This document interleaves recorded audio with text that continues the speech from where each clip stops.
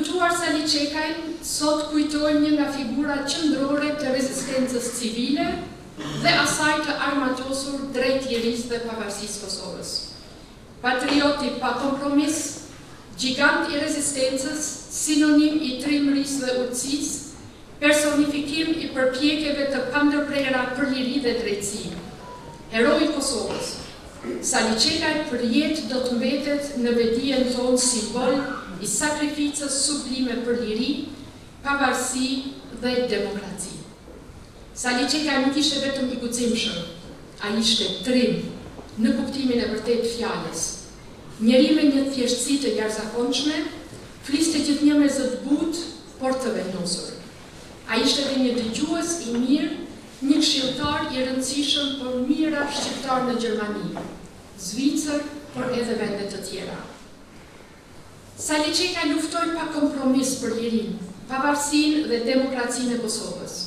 Këtë e bëri në Kosovë, derisa u detyrua të largohet, e vazhdoi në mërdim me forcën e fjalës dhe të bindjes, dhe në vijën e frontit, ku luftoi dhe ja dha jetën për lirinë e vendit.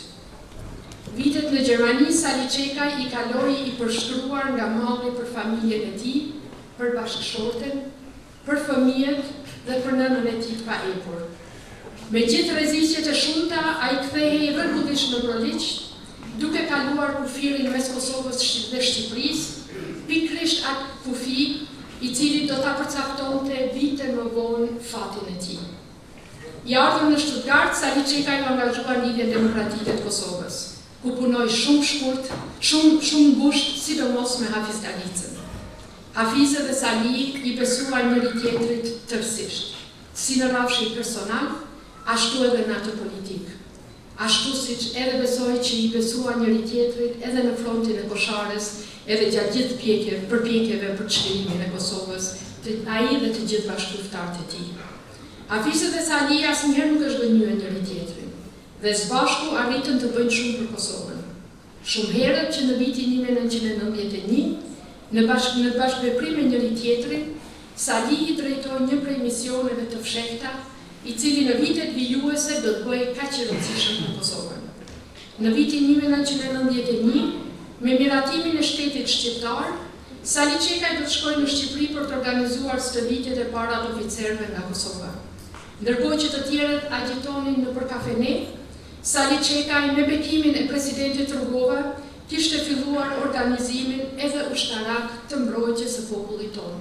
Jam shumë e bindur që për këtë pjesë ka të tjerë që do të mund të na tregojnë shumë më tepër se sa unë. Sali gjatë gjithë këtij aktivitetit të tij ishte shumë i ndërgjegjshëm, se rruga politike dhe ndihma e bashkësisë ndërkombëtare do të na shpëtonin nga një gjakdemje e tmerrshme. Ai ishte i ndërgjegjshëm që të vetmuar nuk do ta mundnim ushtarakisht një prej ushtrive më të forta në botë të asaj kohe.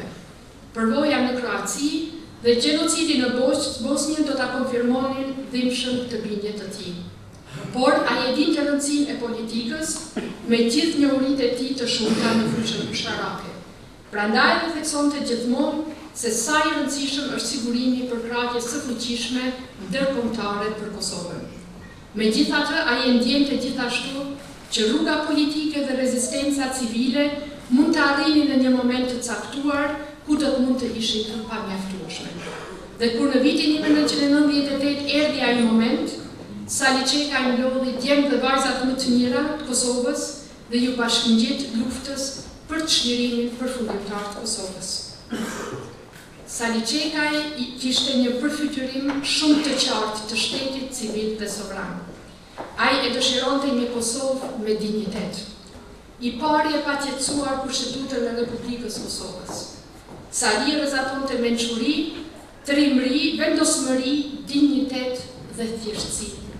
Me jetën e tij, ai na tregoi se si mund të jetë Kosova. Ai ishte një strateg i rrallë politik, njëri i drejtësisë dhe i lirisë. Për lirinë dhe të drejtat e popullit të tij, ai luftoi me mjete politike dhe në fund edhe ushtarake, luftarake, duke u përhallë e pazëvendësueshme lidhse mes dy periudhave vendimtare për çlirimin e Kosovës. Rezistencës civile me mjete politike dhe luftës çlirimtare. Saliqetaj dha jetën për lirinë e Kosovës. Është detyra jonë ta çojmë deri në fund amanetin e tij. Lirinë e fituam, pavarësinë e formalizuam, ndërsa demokracinë na mbetet ta forcojmë çdo ditë e më tepër.